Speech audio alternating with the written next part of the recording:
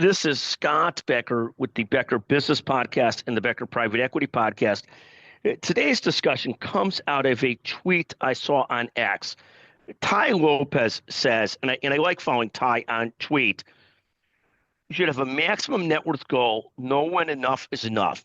And I think this is the opposite side of this concept called the number. The number was a concept put together. A book was written by a guy, Lee Eisberg, saying that good idea to have a target number of what you need to be able to thrive, retire, et cetera. Do you have a number in mind as to what number that is? And what we find with most people is that number changes over time. But this concept that Tai has, that you ought to have a max number and basically say, once you've hit that number, you ought to focus on other parts of your life or look at other things or think about other things and so forth. And this is one of the great divides between true entrepreneurs and business people versus others. I think there's certainly a lot to be said for what Tai says. You get to a maximum number, you ought to give more money away. You ought to certainly make sure your fitness and everything else is right about you. And you probably ought to engage enough in world affairs and other things, charity, those kinds of things. I totally agree with all of that.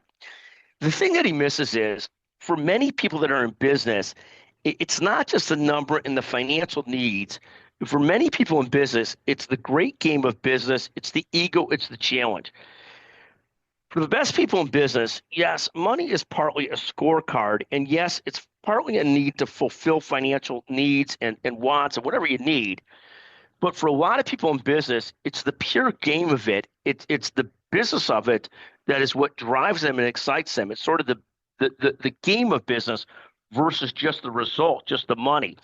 So I don't think Tai is wrong. I think there's lots of people who learned from his statement. I think it's the opposite side of the number, but there's similar concepts.